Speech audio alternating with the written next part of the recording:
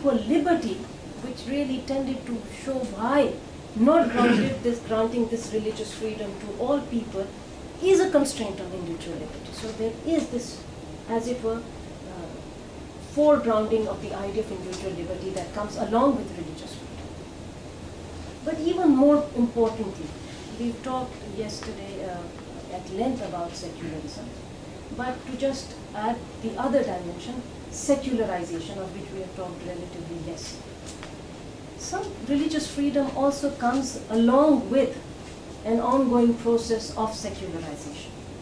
And I don't want to say much about this process of secularization, except that we know a variety of things which are happening in society. There is, of course, scientific rationality or progress in science. There is the notion of Enlightenment rationality. There is the liberal philosophy of individualism. There is also the Protestant Reformation that challenges the authority of religion in a particular way, and it's all these things combined together, which I'm clubbing under the category of secularization. They club together to diminish and reduce significantly the hold of religion over the individual. A lot of other changes take place. Christianity, at least the dominant religion in these societies, was transformed from a religion of practice to a religion of faith and individual conscience. Even more importantly, the church, which had played, different churches that had played a critical role in individual life by regulating such critical matters as marriage, divorce, burials, education, etc., slowly and gradually, by the mid-19th century and certainly by the turn of the 20th century, these domains, are, as it were, these spheres of activity are weaned away from the church, and the state intervenes very strongly to enunciate a whole new set of laws which become general norms. And they become general norms very often with a strong intervention by the state. The taking away, of course, the state also legislates, as we know, to take away a lot of the church land and authority. And I'm only drawing attention to this, an aspect that you know better than I do, that this in many ways creates a big difference, because it ends up creates conditions that enables individuals to have a much greater space in religious matters. It gives them greater voice, an option to exit.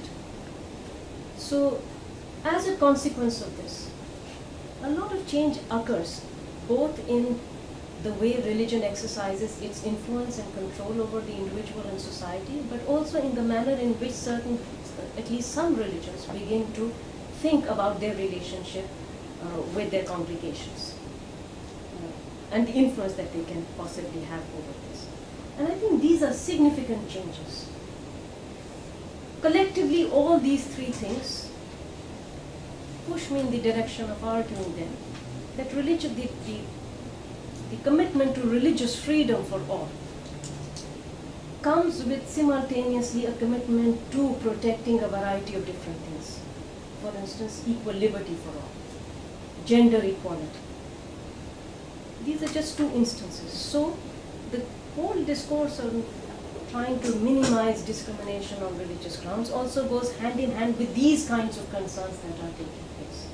And with these concerns on the table, the general norms are continuously being written and rewritten in different paces at different times in different societies. So you have not one kind of universal norm where everything is set right, but at different paces these things get changed and corrected, etc. But it happens. And this is significant. And this is significant in understanding why frameworks of secularism really fall short of our expectations. They cannot really serve the task of accommodating differences that have come up. And you know the differences that are talked about here in Quebec. And I'm going to illustrate why this does not help. Perhaps the simplest way, of course, really is to turn to something that everybody here is very familiar with, and which Solange was talking about just an hour before, the Bouchard-Taylor report, which actually suggested that open secularism would perhaps be the best possible way of moving ahead and trying to accommodate religious minorities, of course, in the case of Quebec. The argument, of course, from this complex argument, I want to highlight just 2 or 3 things. I think very correctly they Bouchard and Taylor associate secularism with 4 principles. And these principles are moral equality of all persons, freedom of conscience and belief, and following from that, of course, the 2 linked principles, state neutrality and separation of religion and state. You can see they recognize that this process of religious freedom comes with all this accommodation that's taking place. Now for them, open secularism holds out hope, because it doesn't really say that we will not allow religion any presence in the public domain. So at least it is open to thinking about and taking on board what these claims are. What do the religious groups and minorities want? What do they want accommodated? And then to start a conversation. And I think they take on board this, and this is a very positive thing, that open secularism has as an advantage over, quote unquote, what they call rigid or closed secularism. But the problem really is that the 4 principles that they want to balance within open secularism cannot easily be balanced, because they run in opposite directions. If the freedom of conscience suggests that you allow people to choose, if they so desire, the wearing of a veil or a kirpan, or polygamy, then the concern for moral equality of all selves really pushes you in the opposite direction of saying, hey, hold it. Do these practices violate that principle of moral equality of the self? And actually, the problem really becomes significant, not because it's bringing religion in and new kinds of religion into the public domain, but because it is actually bringing a clash of values here. 2 values which are equally, deeply cherished, and therefore you need to find ways of how do you really work this out. And I think secularism really doesn't provide us with an answer, and that is why the report eventually ties itself, despite, I think, a great effort, because it was a great insight to see what kinds of accommodations have taken place here. It runs into all kinds of difficulties. It wants religion to be in the public domain, but key public officials, and we don't know who key public officials are, prosecutors and judges, teachers, maybe, who knows, and police officers certainly, to be not wearing any religious signs, and then you begin to think, oh my God, if we think that judges should not be wearing, but then the judge, if I am wearing some religious sign on my person, will the judge not look at me in that particularly prejudiced way, prejudicial way, prejudge who I am, and then again in the interest of fairness, this is not going to work. So I think the frameworks of secularism can only leave us this far in this present dilemma. They help us in saying, okay, give to the minorities that which you have given to the majority. But when it comes to accommodating other kinds of claims, I think it falls very short of my expectations. It doesn't help me to accommodate this, because secularism in principle is not ready and cannot really merely privilege religious liberty. It does not privilege the sincerity of religious beliefs over that of the atheist claim or other claims that you may have based on concerns of equality, individual autonomy and liberty. One needs, if you want to do that and start a conversation and some kind of discussion about how do we balance this, what might be permitted or not permitted, one would need to think in terms of valuing difference and saying this is necessary for us. And the reasons for that valuation could be many, many different. They could also be just modus vivendi arguments, and sometimes they would help.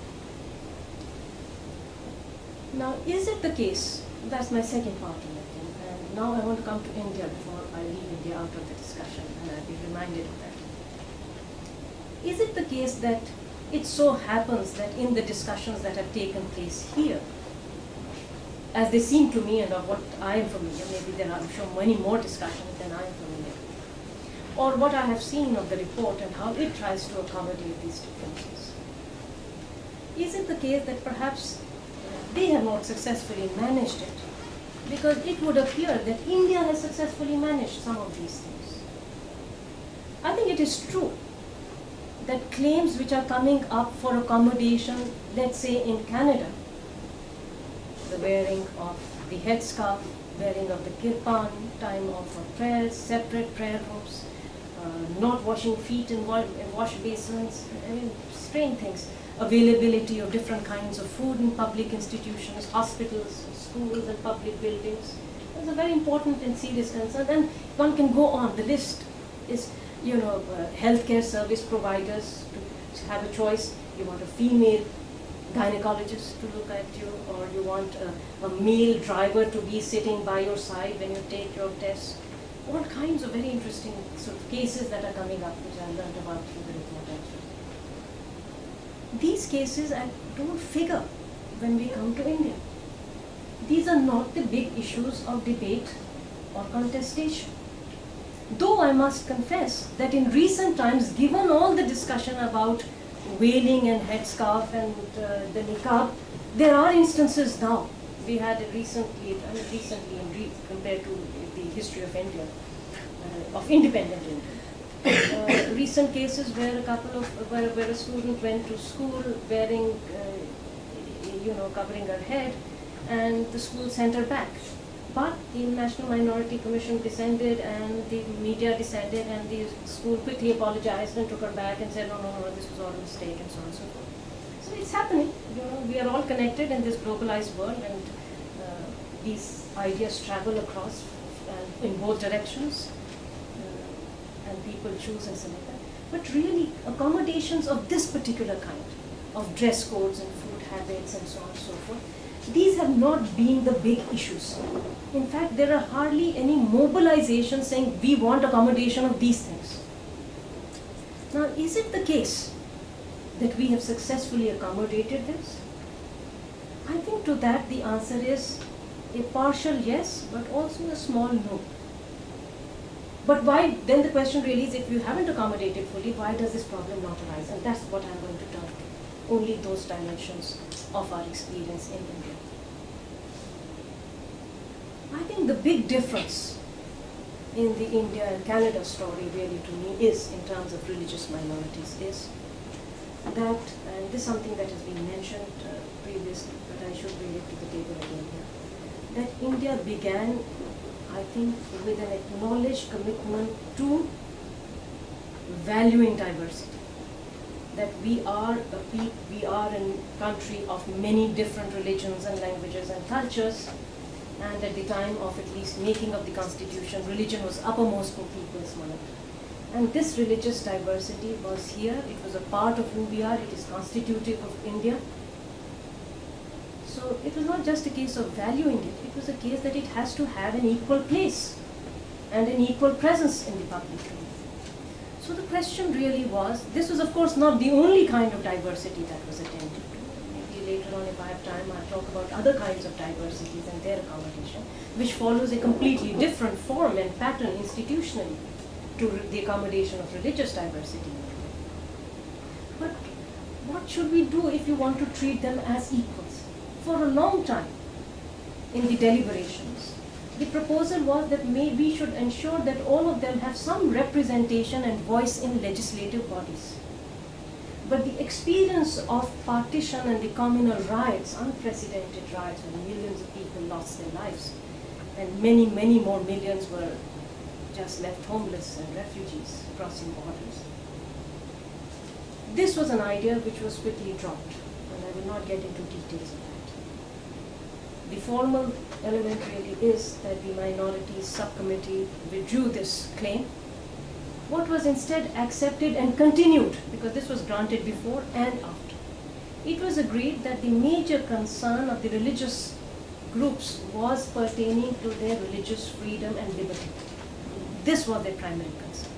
So the agreement was that we will provide some sort of protection for this element. So religious diversity was to be protected by protecting religious liberty of different communities. Not just a majority and recognized minorities, of all communities. So the statement was of, it was an individual specific.